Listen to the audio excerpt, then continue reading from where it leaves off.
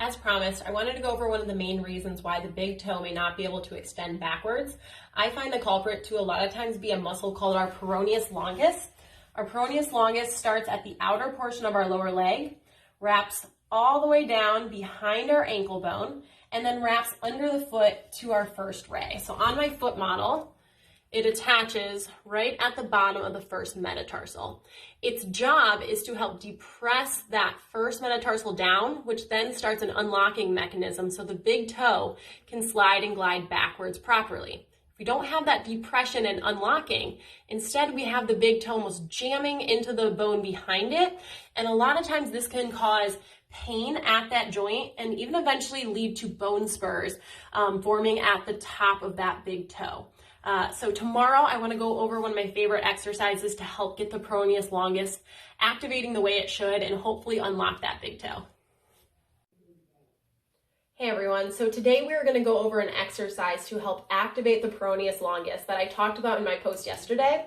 And this is going to help strengthen that muscle to prevent lateral ankle sprains from happening, but also it helps to unlock that big toe so it can bend back properly. So for this exercise, you're going to need 2 quarters, and then we're going to utilize an exercise that many people know called the calf raise, but we're going to be a little bit more particular about how we perform it to make sure that we are getting all the muscles we want to activate during this exercise.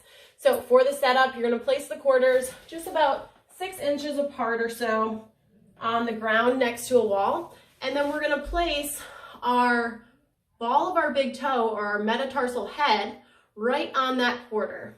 And so when you stand, it's going to look like this.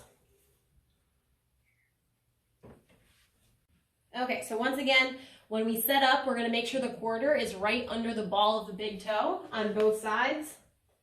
You're going to have your hands against the wall for stability.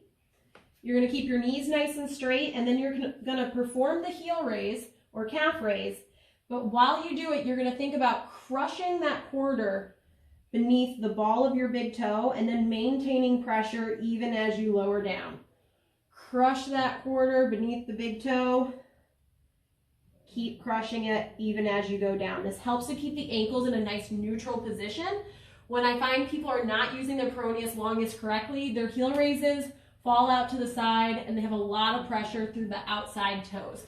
You should feel this along the back of your calf and into the Peroneus Longus at the side. If you're not getting that sensation or it's too easy and you know you have good form, then just try it single leg. And it's the same thing. Crush the quarter,